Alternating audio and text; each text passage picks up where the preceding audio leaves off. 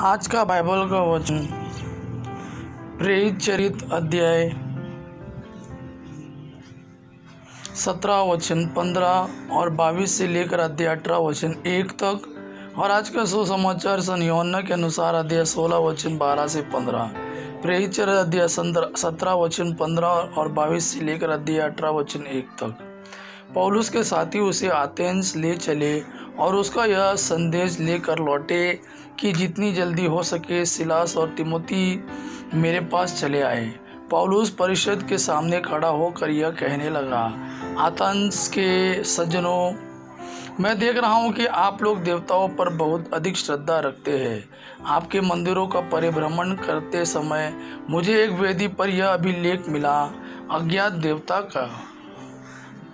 देवता को आप लोग अनजाने जिसकी पूजा करते हैं, मैं उसी के विषय में आपको बताने आया हूँ। जिस ईश्वर ने विश्व तथा उसमें जो कुछ है वह सब बनाया है, और जो स्वर्ग और पृथ्वी का प्रभु है, वह हाथ से बनाए हुए मंदिरों में निवास नहीं करता। वह इसलिए मनुष्यों की पूजा स्वीकार नहीं करता कि उसे किसी वस्तु का अभाव है। वह तो सबों को जीवन, प्राण और सब कुछ प्रदान करता है। उसने एक ही मूल पुरुष से मानव जाति के सब राष्ट्रों की सृष्टि की और उन्हें सारी पृथ्वी पर बसाया। उसने उनके इतिहास के युग और उनके क्षेत्रों के सीमांत निर्धारित किए हैं। यह इसलिए हुआ कि मनुष्य ईश्वर का अनुसंधान करे और उसे खोजते हुए संभवतः उसे प्राप्त करे।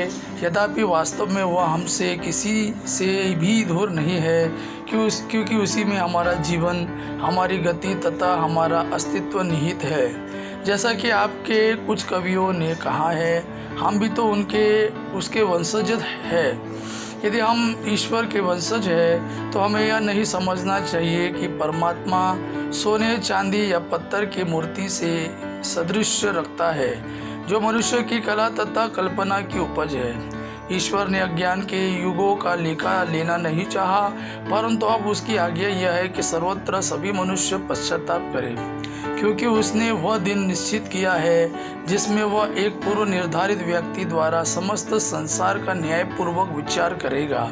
ईश्वर ने उस व्यक्ति को मृत्यु को में से पुनर्जीवित कर सबों को अपने इस निश्चय का प्रमाण दिया है।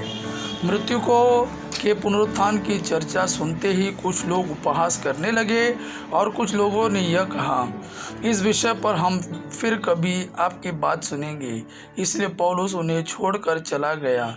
फिर भी कई व्यक्ति उसके साथ हो लिए और विश्वासी बन गए, जैसे परिषद का सदस्य दियोनिसियुस, दमारिस नामक महिला और अन्य लोग भी। इसके बाद पौलुस एथेंस छोड़कर कुरिन्थ आया। आज का सुसमाचार सन यूहन्ना के अनुसार अध्याय 16 वचन 12 से 15।